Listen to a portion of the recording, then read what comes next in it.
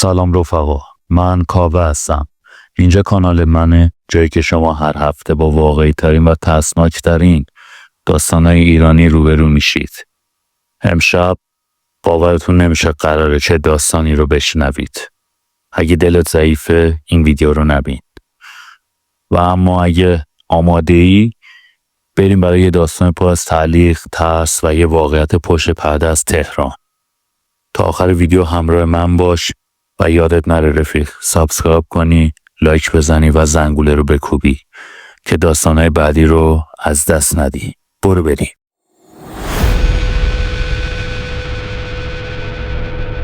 محمود مردی حدوداً 48 ساله، ساکن یکی از محله‌های قدیمی تهران، یه مغازه خوش‌رویی کوچیک داشت.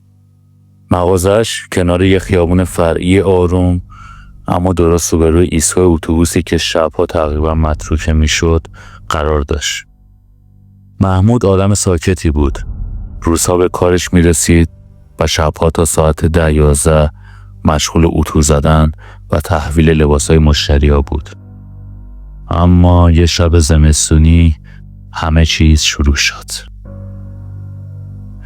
محمود بارها دیده بود که شب‌ها از حدود ساعت 10 به بعد یه مرد لاغر با لباس کهنه و یه پسر بچه کوچیک درست روبروی مغازش کنار ایستگاه اتوبوس می نشستن و یه بساط ساده دستفروشی پهن می کردن. چیزی که عجیب بود این بود که اون پسر همیشه ساکت بود. هیچ وقت صدایی ازش در نمی آمد. حتی یه بارم ندید که اون بچه پلک بزنه. یه شب اون مرد غریبه جلو اومد و از محمود خواست که لیوان آب بهش بده.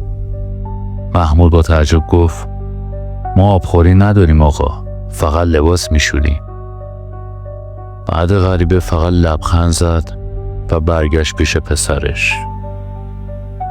اون شب ساعت 11:47 محمود مثل همیشه در مغازه رو بست و رفت سمت خونه. چند دقیقه بعد گوشیش ویبره زد. اپلیکیشن دوربین مداربست مغازه هشدار حرکت داده بود. محمود با تعجب وارد آب شد و چیزی که دید مغزش رو یخ کرد. مرد غریبه پشت در مغازه ایستاده بود. در بسته بود اما اون از در عبور کرد.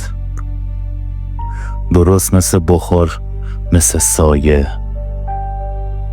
اون مرد بدون هیچ زحمتی وارد مغازه شد و مثل یک سایه از جسم در عبور کرد.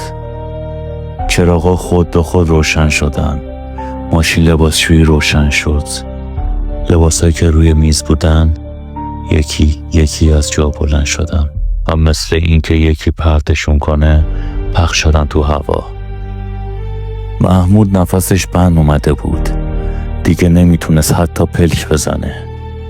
نمیدونست بخنده یا سکته کنه.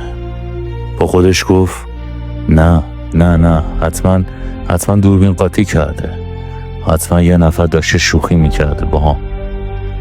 اما اون لبخند همون مرد اون چیزی بود که نمیتونست فراموش کنه. صبح که رسید محمود سریع خودش رو رسون مغازه. در قفل بود، درست همونطور که شب قبل بسته بود. اما مغازه آشفته شده بود. اما لباس‌ها و پتوها پخش زمین بودن. میزها برعکس شده بودن. اتو به زمین افتاده بود.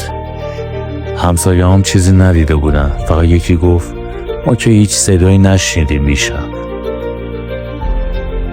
محمود تصمیم گرفت فایل‌های دوربین رو دقیق بررسی کنه و چیزی که دید غیر قابل باور بود.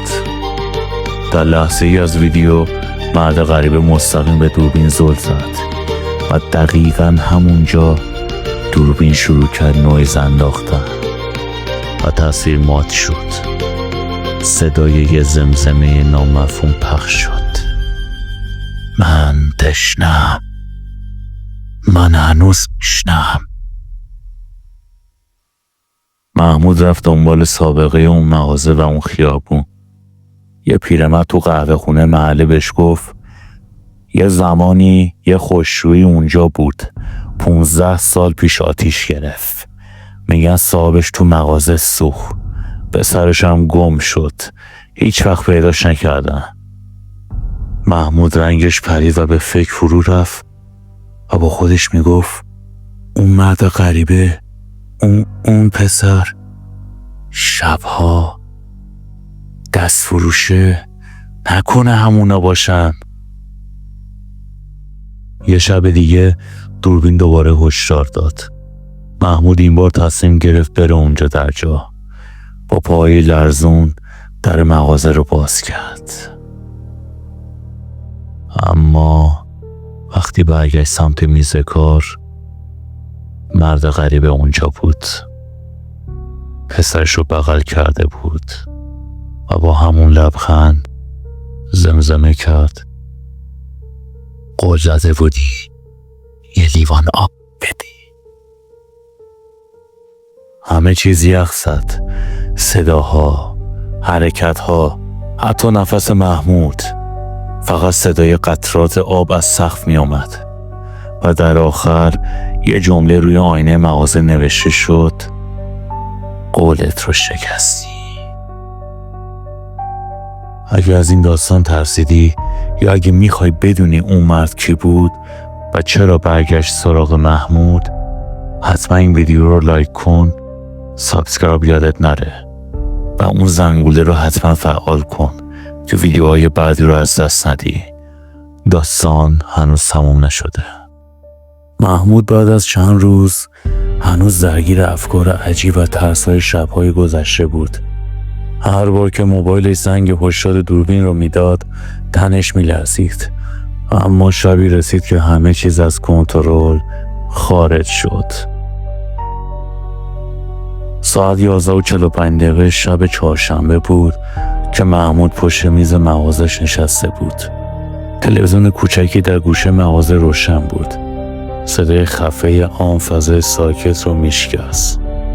چشمایش خسته بودند اما نمیتوانست مغازه رو ترک کند، چون چند شب گذشته آن مرد مرموز یا آن موجود ناشناس هر شب دقیقاً بین 10 تا 12 شب ظاهر میشد. ناگهان سنسور درب ورودی با صدای تق فعال شد. محمود نفسش رو حبس کرد. آروم بلند شد و به مانیتور دوربینا خیره شد. همان مرد بود. همان سایه‌ای که دیگر مطمئن بود انسانی نیست. اما این بار او تنها نبود. در کنار مرد پسر بچه ایستاده بود با صورتی که معلوم نبود انسان است یا نه. چشمای کاملا سیاه و خیره، صورتی بی حالت و لباسی قدیمی با یقه‌ای پاره. پسرک فقط به دوربین نگاه میکرد. بچه اگه تا اینجای داستان جذب شدین حتما لایک کنین، کامنت بذارین که بریم برای ادامه داستان، چون چیزی که الان قراره بگم از اون لحظه‌ایه که مو به تن آدم سیخ میکنه. محمود از روی ترس بلند شد که برق مغازه ناگهان قطع شد. تنها نور باقی مانده نور آبی خفیف دوربین امنیتی بود که با باتری کار میکرد. روی صفحه دوربین دید که درب ورودی خودش باز شده و موجودی تاریک با حرکتی کند و لرزان داخل آمده. لباسهای داخل مغازه یکی یکی از رگال جدا می شدن و روی هوا معلق بودن، انگار که باد یا نیروی نامرئی اونها رو بلند می کرد. پسرک مستقیم به سمت دوربین مغازه رفت، انگار که داره به محمود نگاه میکنه و با صدای بم و غیر انسانی گفت تو هم میتونی مثل ما باشی، فقط اجازه بده. ساعت نزدیک 3 بامداد بود. محمود روی تختش خوابیده بود ولی هرچند چشماش بسته بودن ذهنش هزار جا سیر میکرد. تصویر اومد با چشمای بیفروغ و اون بچه ساکت مثل پرده سینما مدام تو ذهنش عقب و جلو میرفت. عرق سعدی روی پیشونیش نشسته بود. یه صدای خشخش خفیف از سمت گوشیش. اعلان دوربین مداربسته بود. محمود ناخودآگاه از جا پرید، گوشیشو برداشت و دوربین رو باز کرد. و این بار چیزی دید که مغزش نمیتونست درجا تحلیل کنه. مرد دست فروش درست جلوی دوربین وایساده بود، ولی صورتش محو بود. انگار یه مه سیاه صورتشو بلعیده بود. هیچ جزئیاتی نداشت جز یه لبخند محو و اون چشمای سفید که با نور دوربین مثل چراغ‌های خاموش روشن میزد. بچه کوچیک که همیشه کنار مرد می نشست حالا پشت سرش ایستاده بود با پای معلق در هوا. محمود با شوک به تصویر خیره موند تا اینکه نور فلش دوربین قطع شد و تصویر رفت. صبح روز بعد محمود تصمیم گرفت تا مغازش رو تعطیل کنه، ولی وقتی به درب مغازه رسید دید که پس از شب قبل رد انگشت‌های سوخته روی شیشه مغازه مونده و بدتر این که قفل مغازه شکسته نبود، ولی لباسایی که شسته بودن پخش بودن کف مغازه، خیس، سرد و پر از لکه‌های قرمز. چشمش افتاد به یه پتو که با رنگ قرمز نوشته بود تو ما رو صدا زدی، حالا نمیتونی فرار کنی.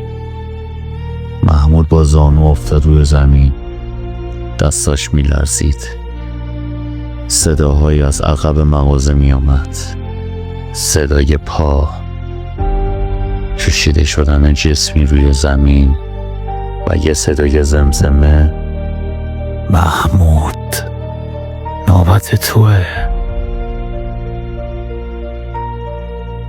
و در نهایت محمود پس از همچین صدایی در جا سکته میکنه و کف مغازه